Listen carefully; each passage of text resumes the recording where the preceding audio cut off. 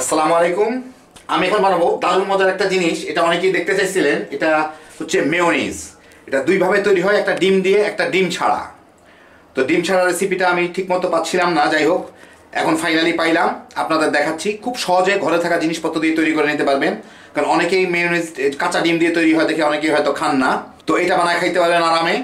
খুবই সহজ তৈরি করা, কয়েক মিনিট লাগে এর মাত্র তৈরি করতে। আমি আপনাদের রিয়েল টাইমে দেখাবো, মানে মেয়োনিজ তৈরি থেকে শেষ পর্যন্ত আমি 1 সেকেন্ডও কাটবো না। তাহলে আপনারা বুঝতে পারবেন আমি কতক্ষণ করে ব্লেন্ড করলাম এবং কতটুকু সময় ধরে এটা লাগলো আর কি। আর সবচেয়ে শেষে আমি বলে দিব, আপনাদের বিভিন্ন ধরনের প্রশ্ন থাকে, তেল কাঁচা অমুক তমুক আগরম বাগরম কী কী, সেটা সবার শেষে পাবেন। তো আসেন আগে বানানো শুরু করি, ঝটপট কেমন করে ঘরে বানানো নেওয়া যায়। আমি এখানে একটা ব্লেন্ডার নিচ্ছি। অনেকে আবার জিজ্ঞেস করবেন কি ব্লেন্ডার এটা। এটার নাম হচ্ছে নিমা ব্লেন্ডার, অনেকেই হয়তো জানেন। মশলা টসলা গুঁড়া করা যায় নিচে এই জায়গাটুকুতে, আর উপরে এটা অ্যাটাচমেন্ট লাগানো আছে। এটা খুবই খারাপ, এটা কেনার পরে একমাত্র জুস ছাড়া আর কোনো কিছু হয় না। যাই হোক, এর মধ্যে আমি আধা কাপ তরল দুধ দিব। এই দুধটা প্যাকেটের দুধ, কোনো জাল টাল করা না, আমি সিম্পলি প্যাকেট থেকে বাইর করছি। প্যাকেটে যে দুধ আমরা কিনতে পাই সেই দুধগুলা, ঠান্ডাও না গরমও না, বাইরে রাখা দুধ, নর্মাল টেম্পারেচারে। এখন এর সাথে আমি আমার রুচির জন্য এখানে 1 টেবিল চামচ চিনি দিব, আধা চা চামচ লবণ দিব,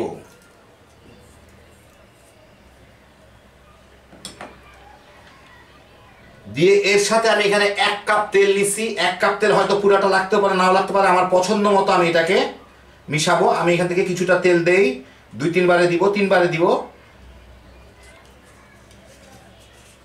এখন এটাকে আমি একটু ব্লেন্ড করে নিব। আমি একটুও কাটবো না, আপনারা বুঝতে পারবেন আমি কতক্ষণ ব্লেন্ড করতেছি। 10-15 সেকেন্ড ব্লেন্ড করে তারপরে আমাকে এটাকে 10 সেকেন্ডের জন্য একটু ব্রেক দিব। শুরু করি, বিসমিল্লাহ।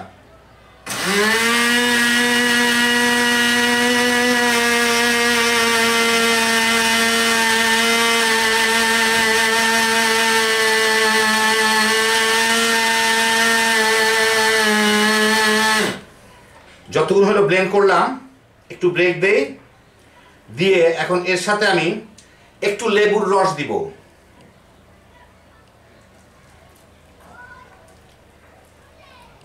স্বাদ মতো, এটা তেমন কোনো কিছু না। এই লেবুতে আবার একটু ফ্লেভার থাকে, সেই জন্য ফ্লেভারটা ভালো হবে আর কি। ধরেন কত, 1 টেবিল চামচ কি তারও কম গেল আর কি। আবার একটু মিঠাই নেই।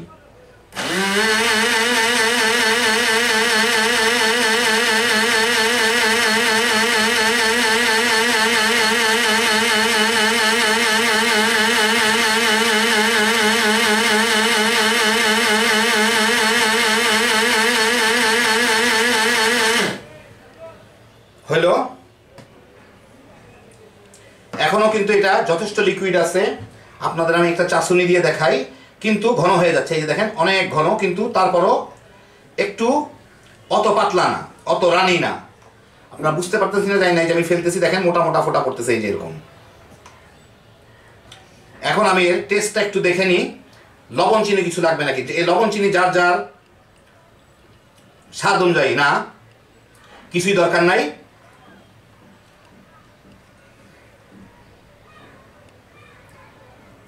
এটাকে আমি আবার একটু 10-15 সেকেন্ড ব্লেন্ড করে নিই।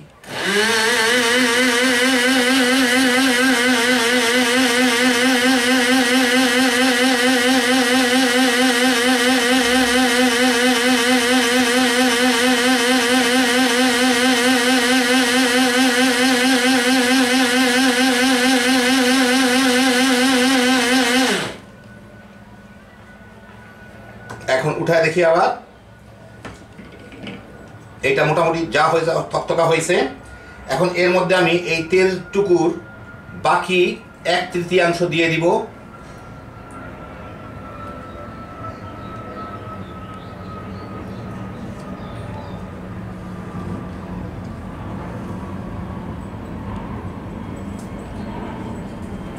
দিয়ে এর মধ্যে আমি ভিনেগার মানে সিরকা দিব প্রায় 1-1.5 চা চামচের মতো। দিয়ে এখন এটাকে আমি ব্লেন্ড করবো আবার 10-15 সেকেন্ডের জন্য।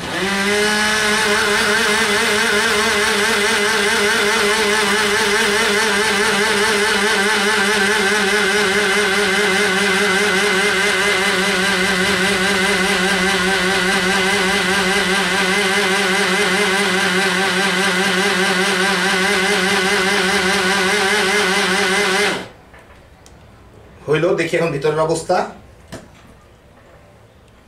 এই যে দেখেন এটা জমে একদম থকথকা হয়ে গেছে। আবার একটু আমি টেস্টটা দেখি, যেহেতু দিলাম আমি। হ্যাঁ, মিষ্টি নুনটা ঠিক আছে। এখন একটু ফ্লেভারের জন্য আবার এই লেবুটাকে একটু চিপড়ায় দিয়ে দিব, বেশি করে চিপড়ায় ভিতরের ফ্লেভারটা আসে সুন্দর। বাকি তেলটুকু দিয়ে দিব।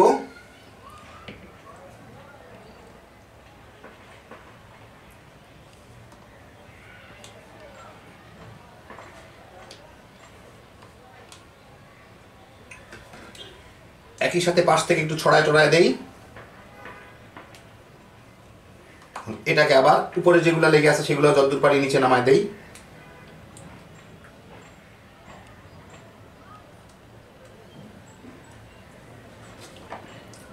আবার ব্লেন্ড করে নিই।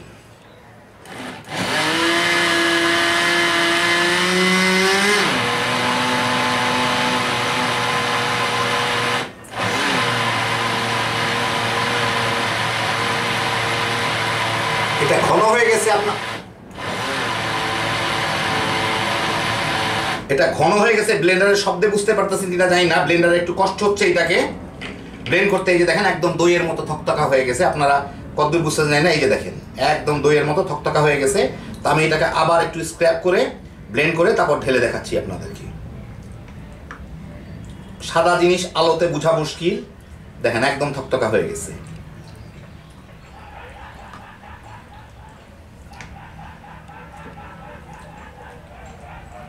সব উল্টায় পাল্টা দিলাম, এর থেকেও চেষে চেষে নামায় দিই।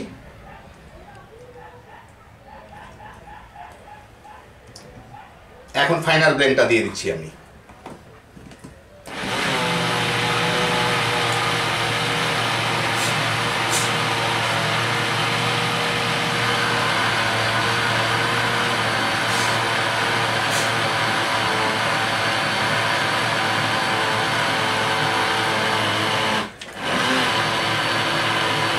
এটা লাগানোর দরকার নাই, খুলেই ব্লেন্ড করা যায়, আমার ছিটবে না। মতো হচ্ছে কিনা, হ্যাঁ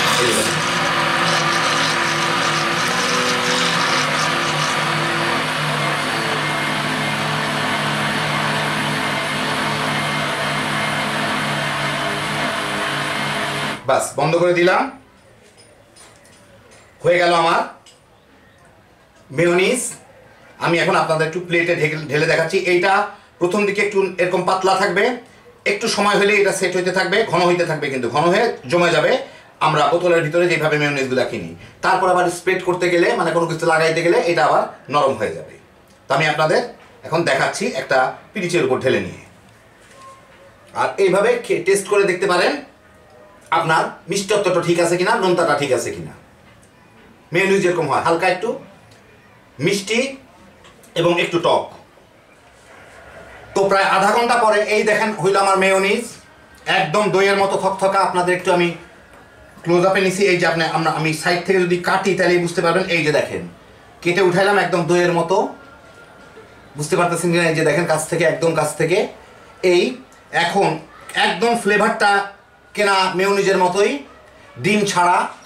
আমি আপনাদের এক্স্যাক্টলি, ভিডিওটা একটু লম্বা হইলেও এক্স্যাক্টলি দেখালাম আমি কতটুকু সময় ব্লেন্ড করলাম। প্রথম থেকে শেষ পর্যন্ত যেইটুকু সময় আমি ব্লেন্ড করছি এবং যা যা দিছি আপনাদের দেখাইলাম। এতে আরেকটু বেশি মিষ্টি দিলে সবচেয়ে ভালো হইতো, অল্প একটু চিনি বেশি দিলে। যদি না বুঝে থাকেন, আমি এই যে এই বাটিতে ঢালতেছি, থকথকা কিভাবে পড়তেছে এটা দেখলেই আপনারা বুঝে ফেলবেন। এই যে দেখেন মেয়োনিজটা, এটা রাখতে গেলে আপনার যে কোনো একটা কন্টেনারে ভরে ফ্রিজের মধ্যে রেখে দিতে পারবেন। এর মধ্যে পচনশীল তেমন কোনো কিছু নাই। 10-12 দিন এমনি নর্মাল ফ্রিজে থাকবে, হয়তো 15 দিনও থাকতে পারে। আর দোকানে যেগুলো দেখতেছেন সেগুলোর মধ্যে তো অনেক প্রিজারভেটিভ দেওয়া হয়, সেগুলো বছরখানেকও থাকে। আর এইটুকু বানায় আপনারা ফ্রিজের মধ্যে আর কতদিনই বা রাখবেন। ঝটপট যখন খুশি তখন বানিয়ে নিতে পারেন। এই জিনিসগুলো প্রায় প্রত্যেকের বাসায় আছে, সেই জন্য আমি লিখছি যে ঘরে থাকা জিনিস দিয়ে বানায় নেন, ডিম ছাড়া। কারণ অনেক সময় ডিমের জিনিসটা আমার খাইতে খারাপ লাগে, কাঁচা একটা ডিম কবে কোথায় কীভাবে বানাইছে, আর কাঁচা ডিমে বের খাওয়া কেমন জানি লাগে। দারুণ মজার একটা জিনিস। আর কেউ যদি চান তাহলে চিনিটা আরেকটু বেশি দিতে পারেন, লবণ আর বেশি দেওয়া দরকার নেই। যা যা দিলাম আমি সেই পরিমাণ মতোই দিয়ে বানিয়ে নিতে পারবেন। তো এখন বলি আপনাদের কমন কতগুলো প্রশ্নের উত্তর।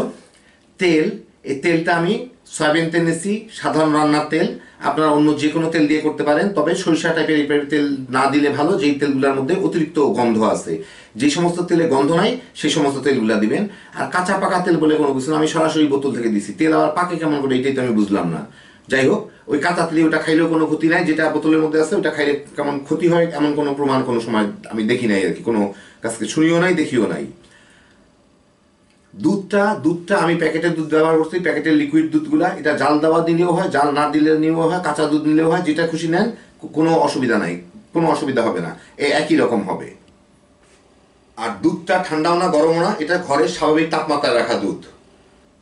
আর চিনিটা আমি প্যাকেটের চিনি ব্যবহার করছি, প্যাকেটের চিনি যেগুলো কেনা, তো ওটা কাঁচা পাকা থাকে কিনা আমি জানি না, কিন্তু প্যাকেটের চিনি আর কি। লবণ প্যাকেটের লবণে ব্যবহার করছি। লেবুর রস রাস্তা থেকে কেনা লেবুর রসটা চিপে আপনাদের সামনে ব্যবহার করলাম। আর ভিনেগারটা, অনেকে বলতে পারেন লেবুর রস যদি ভিনেগার লাগবে কিনা, হ্যাঁ ভিনেগারটা লাগবে, ভিনেগারই এটাকে ঘন করে।